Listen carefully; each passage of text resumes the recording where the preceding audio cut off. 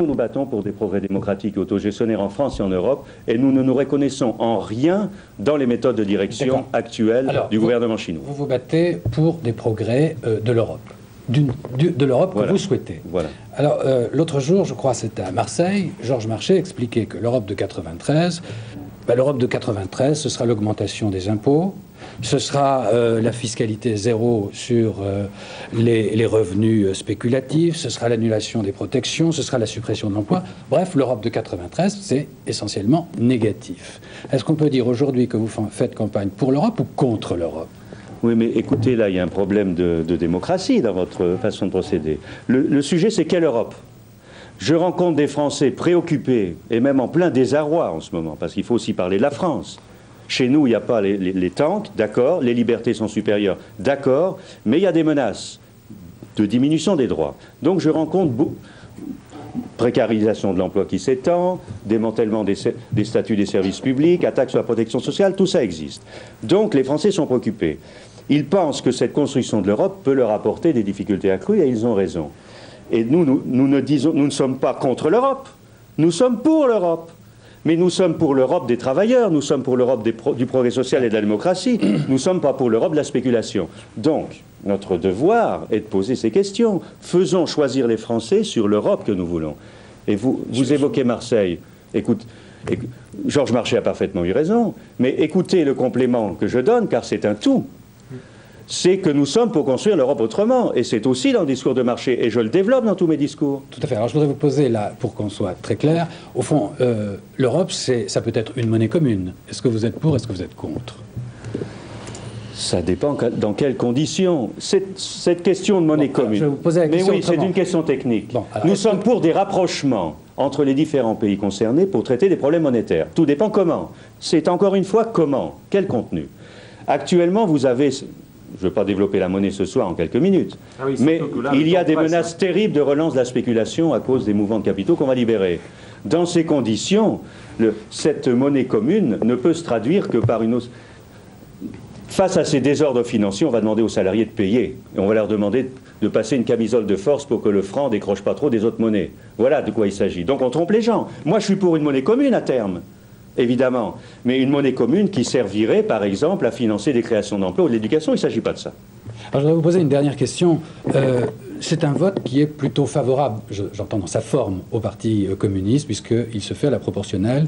Vous dites que c'est un vote qui ne peut pas voler les électeurs. Deuxièmement, c'est Georges Marchais, je crois qu'il écrivait dans l'Humanité, vous faites une bonne campagne. Troisièmement, vous développez un thème, ce que vous venez de faire encore, qui rejoint les préoccupations des électeurs. Alors comment expliquez-vous que vous ne décolliez pas dans les sondages, puisque autant de conditions vous sont cette fois-ci favorables ? Où le bas blesse ? Je pense que beaucoup de Français considèrent qu'ils ne peuvent pas peser sur le cours des choses. Beaucoup de Français préoccupés et inquiets se disent on n'a pas les moyens d'arriver à être assez fort pour changer la façon dont la France choisit sa politique européenne ou de changer la politique européenne. Et ça, voilà notre handicap. Et le deuxième handicap, c'est construire l'Europe autrement, c'est une idée neuve. Donc, il faut faire gagner cette idée qu'on peut faire autrement et que nous avons des forces pour faire autrement. D'où toutes mes initiatives de campagne. Je ne fais pas que lancer l'idée de la construction alternative, je cherche à rassembler des forces. Je m'adresse aux syndicalistes et je montre aux Français, vous avez des forces. Je rencontre des syndicalistes de FO ou de la CFDT, et pas seulement de la CGT, qui sont préoccupés comme nous et qui se tournent vers l'idée d'une alternative. J'organise des rencontres de syndicalistes européens, allemands, italiens, qui viennent sur les problèmes de l'automobile, sur les problèmes des PTT, pour voir ce qu'on peut faire en commun. Je dis aux Français, prenez conscience de vos forces, vous pouvez peser sur le cours des choses. Et il s'agit notamment de peser sur la politique de la France. Les Français l'ignorent trop, ça aussi. Ils pensent que ça se passe très loin, cette affaire. Ça se passe en France et ça se passe dans les institutions européennes. En France, on peut peser pour que la France ne choisisse pas l'affairisme contre les travailleurs. Et donc, les forces de gauche qui ne vont pas se reconnaître dans la politique de Fabius, qui n'arrivent pas à distinguer ces choix de ceux de Giscard, ça a été dans des émissions télévisées récentes ou dans des dialogues, ces choses-là ont été montrées. Eh bien, la France de gauche, la France populaire, si elle prend conscience du fait qu'elle peut peser sur le cours des choses, les travailleurs et non pas l'affairisme, alors ils vont faire un bout de chemin avec nous. Nous avons encore quelques jours pour faire un bon résultat. Dernière question, Philippe Herzog, à caractère personnel. Vous n'avez jamais eu envie de manifester contre Georges Marchais? Non. Jamais? Non, nous travaillons dans la même direction. Et nous avons entrepris un gros effort de renouvellement du Parti communiste. Et je vais au fond, dans la réponse, comme toujours, j'aime bien...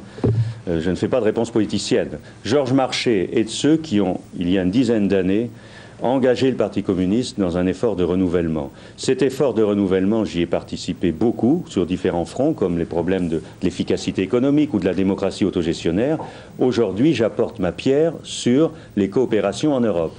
Et je me reconnais dans ce Parti communiste, ça rejoint notre question du début.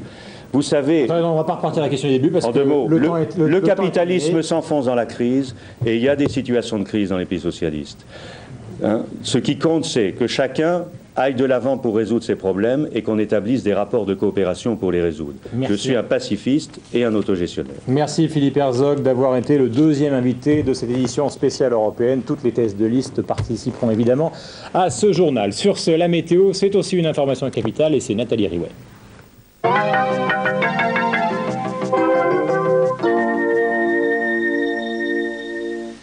Retour des précipitations pour demain, car cette dépression qui se creuse au nord de l'Angleterre envoie une perturbation qui prend la direction des côtes de la Manche et qui, demain, à la mi-journée, sera très active de l'Alsace au nord des Alpes, au Massif central et au Bordelais. Avant et après le passage de ce front pluvieux, un ciel plus ou moins ensoleillé suivant les régions et du grand beau temps en Bretagne et des Pyrénées à la Provence et à la Corse. Les vents seront assez soutenus sur la façade ouest où certaines rafales pourront atteindre 80 km/h. Les températures toujours très basses le matin, 4 degrés seulement à Dijon et Limoges, 5 à 14 degrés ailleurs du nord au sud. L'après-midi, nous aurons 13 à 24 degrés de Cherbourg jusqu'à Ajaccio. Demain, le soleil se lèvera à 5h51 et se couchera à 21h48 à Paris. Et pour ce mardi 6 juin, nous fêterons les Norbert. L'UAP, plus de 30 000 personnes à votre service. Numéro 1 oblige. La question du 20h, nouvelle formule, résultat définitif. C'est parti avec Freddy Hausser. La France et l'Europe doivent-elles sanctionner le gouvernement chinois? Oui, 78% en progression, non, 22%. Prochain rendez-vous d'information. Minuit pile, vous saurez tout avec Thierry Guerrier. 6h, 7h30 demain, le journal permanent. 12h30, 6 juin, Jean-Claude Bourret en direct de Caen. Jean-Claude Bourret qui débarque en Normandie. Je vous retrouverai demain à 20h. Dans un instant, la suite des programmes sur la 5, duel des surhommes. Bonsoir, merci et à demain.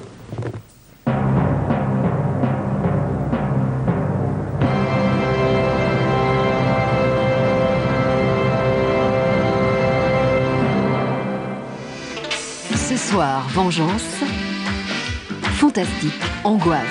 20h30, le duel des surhommes. 22h30, sangria. 23h, la route de l'angoisse. Et comme chaque soir, les dernières infos à minuit pile.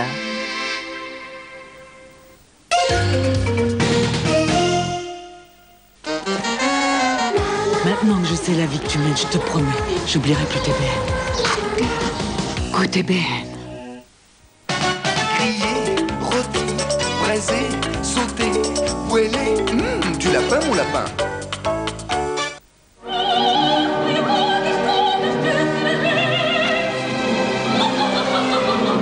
La force de l'émotion. Xerius de Givenchy.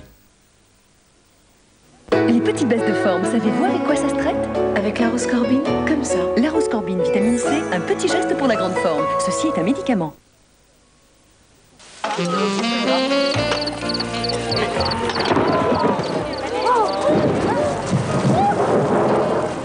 Il est des moments dans la vie où c'est bon de tout oublier. Vercan, c'est croustifondant. Aujourd'hui, Hollywood existe aussi, sans sucre. Hollywood sans sucre. Vous croyez qu'on va réussir à mettre les voiles un jour? Tu manges ça, toi, maintenant? C'est Balisto, c'est différent. Balisto, c'est du bon chocolat, mais aussi des céréales des champs, des amandes, du miel, des fruits des bois ou des pommes. C'est ça, ma vraie nature. Tiens, attrape. Hey. Elle a encore raison. Balisto, c'est ma vraie nature.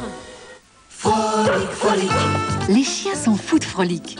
Pas étonnant avec toutes ces bonnes viandes. Frolic, si bon qu'ils en raffolent. Je rêvais que je mangeais du fromage tartare. Je fondais dans la fraîcheur. Tartare, du fromage onctueux, de l'ail, des fines herbes. Tartare, fais-moi frais. On aime tellement les frites McCain qu'il faut être très très fort pour ne pas se les faire piquer. La frite qu'on aime, c'est McCain. La beauté pour moi, c'est d'abord de beaux cheveux. Moi j'ai choisi la beauté Elseve. Elseve de L'Oréal, c'est mon shampoing doux qui en plus fait du bien à mes cheveux. Jour après jour, Elseve apporte ses bienfaits à chaque nature de cheveux. La vitalité des vitamines, la force des protéines et nouveau, la brillance du jojoba. Shampoing et après-shampoing Elseve de L'Oréal, le bienfait en plus de la douceur, jour après jour. Sylvie Blanc, qu'est-ce qui vous a marqué cette année? C'est vite. Vite. Ça fait des jambes si douces. Tenez, touchez. Pardon? Toucher, c'est très étonnant. En effet. Vite, c'est si doux qu'il faut toucher pour le croire.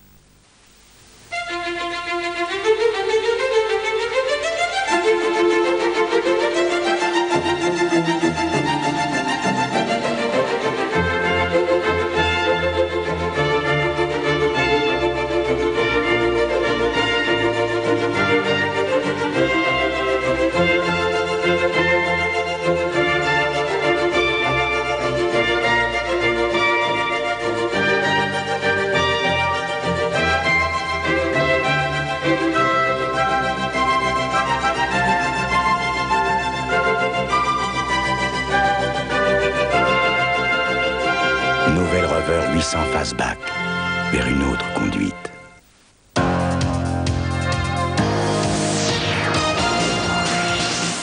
Ce soir, le duel des surhommes. Sérum pour devenir surhomme. Oh, juste quelques gouttes sorties de l'éprouvette. L'ennui, c'est que le tueur d'élite guette. Mardi, les deux missionnaires.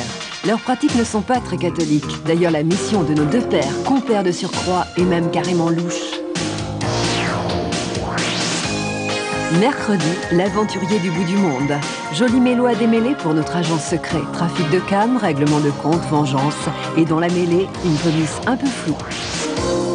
Jeudi, meurtre dans l'objectif. Clac, la dernière photo souvenir de vacances figée sur pellicule. Mais ne dirait-on pas un meurtre? Ce soir, le duel des surhommes. Mardi, les deux missionnaires. Mercredi, l'aventurier du bout du monde. Jeudi, meurtre dans l'objectif. Cinéma ou télévision, la 5, tous les soirs, un film.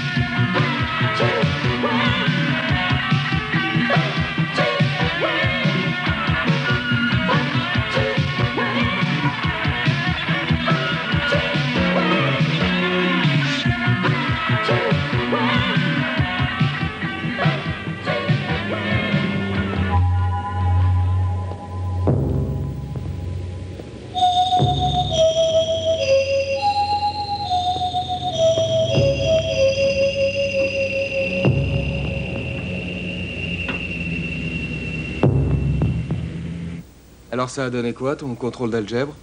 Chris? Chris? Allô? Eh, maman, viens voir ça.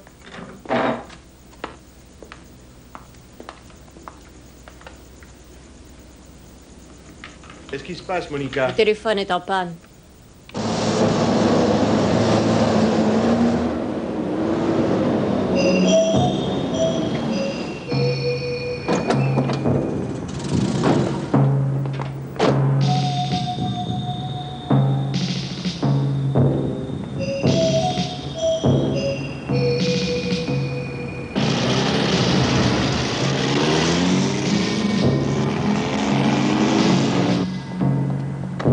Allez, dépêche-toi, dans la voiture! Allez! T'avances, oui! Maman! Lâchez-moi! Lâchez-moi! Maman! Maman! Lâchez-moi! Non! Non!